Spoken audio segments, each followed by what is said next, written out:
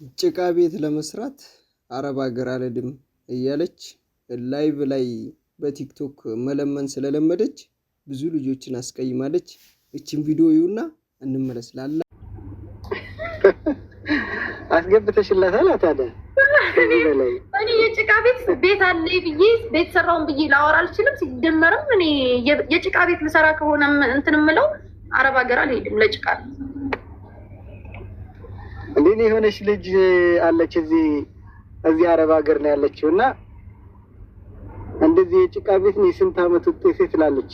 በጣም ደስ ሁሌ በቃ ሬቺሊ ምን ሆና ነው የጭቃ ቤት እኮ ነው እንደዚህ ላስመረቅ ነው ስንት አመት የ10 አመት ነው ውጤት ምን እንዴ እኛ እኮ አባቶቻችን እኮ ነው ፋዘር በቃ የሆነ ከብት ይሸጣል ቆርቆሮ ቤት እንሰራለን በቃ እንደዚህ ነው በጠር ማለት ነው። ምንም ለጭቃ ቤት ነው ያቋት የሰው ሀገር ሳይሰደድ ማለት ነው። እመቤቴ ምስክሬ ነው የሰራነው የመሰለ ቤት አንቀባሮ ሰርቷል። እና እኔ በቃ ልጅቷ በጣም ታስቀኛለች። በቃ ብስሚላ ብታዩ በቃ ቪዲዮ እንኳን እልክልሻለሁ። ናቲን ስቀሽ አጠግቢ አሁን ስወጣ እልክልሻለሁ። በቃ ደግሞ እኮ ቤቱ ቆይ በእናትሽ ላክል ቆይ ሴትዮ አረጋጊው። ለምነሽ ባገኘሽው ብር እንደዚህ ከተመጻደቅሽ ሰርተሽ ብታመጭ እንዴት ልትሆኝ ነው? ሰርተሽ እንደ ሴቶች እንደ ጀግኖቹ ሰርተሽ ብታገኘ ቢኖርሽ እንዴት ልትሆኝ ነው? በጣም ገዛንሽ ሸነሽብን እኮ። ምን አስበሽ ነው? ቢኖርሽ እኮ በባህር አስገቢው ነበር ስደት። ቢኖርሽ የጭቃው ቤት ራሱ ቢኖርሽ በባህር አስገቢው ነበር አረብ ሀገር።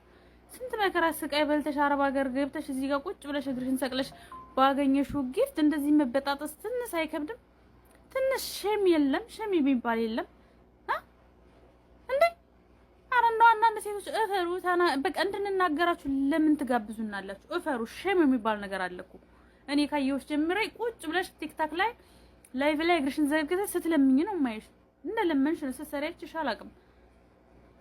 አሁን ትንሽ የጊፍት አጊተሽ ሀገር ገብተሽ በቃ ያዙ ይልቀቁኝ እንኳን አንቺና ኖር አጊተው ሰርተው ያኔ ብዙ ሀብት ያካበቱት ራሱ ያንቺና እንደዚህ ቂና አላለባችሁም። በጣም ቂና አለብሽ፣ ፈላብሽ። ትንሽ ቀዝቀዝ በይ። ምን ትመስላለች እቺ ጽቃፊት? ቤት ቃጠሎ። እንግዲህ ብዙ ልጆች በጣም ተናደዋል። ጭቃ ቤት ለመስራት ብላ እንግዲህ እሷ ብሎኬት ቤት ለመስራት ድንጋይ ቤት ለመስራት ነው ለምና። ተመልከቱ። አሰላሙ አለይኩም ወራህመቱላሂ ወበረካቱሁ። ሰላም ምርጦች፣ እንዴት ናችሁ? ሰላም ናችሁ? በያላችሁበት ሰላማችሁ ይብዛ።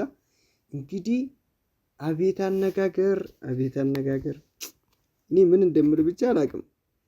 እቺ ልጅ እንግዲህ 24 ሰዓት ቲክቶክ ላይ ቁጭ ብላ አበባ ነው የምንለምነው። አንድ አበባ ሁለት አበባ እያለች ቁጭ ብላ ማለት ነው። እሷ አይደለችም። እሷ መሰል ብቻ ሳይሆን ብዙ መሰሎቹ አሉ። አንዳንዱ ስራዬ ብሎ ቲክቶክ ላይ ቁጭ ብሎ ልመና ገብቷል። ከዛም ሀገር ገብቶ ቤት ተከራይቶ አንድ ክላስ ተቀምጦ ይሄንኑ ልመና ስራ አድርገው ይዘዋል።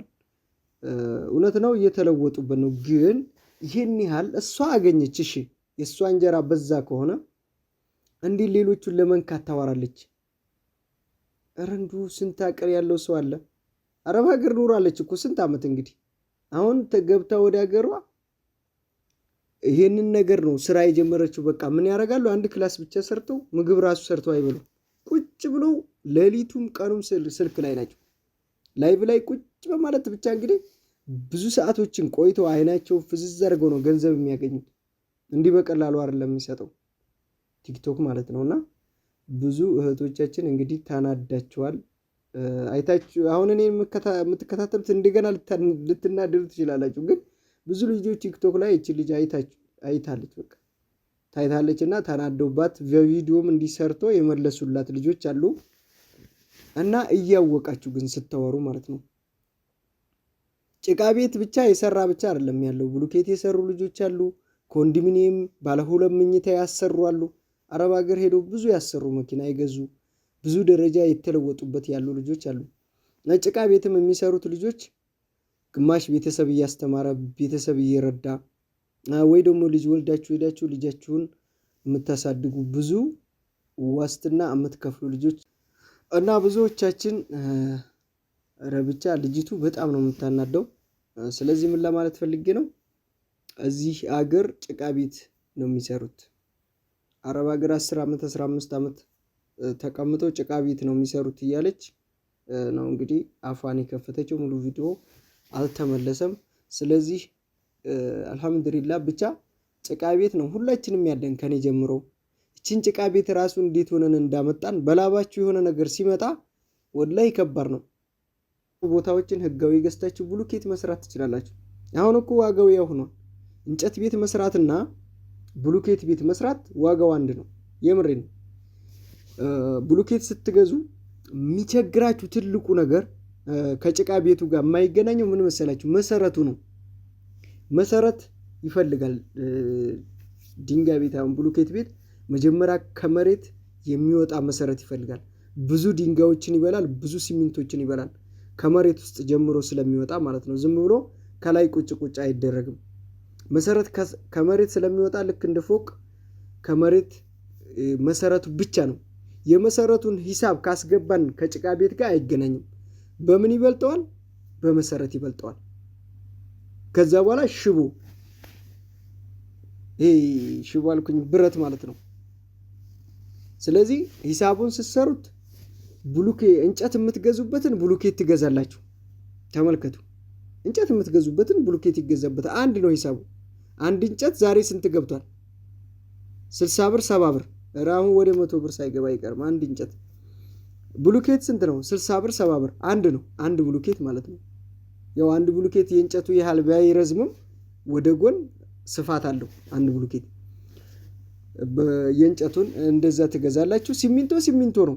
ያም ሲሚንቶ አይቀርለትም። ያንዳውም ጭቃ አለው።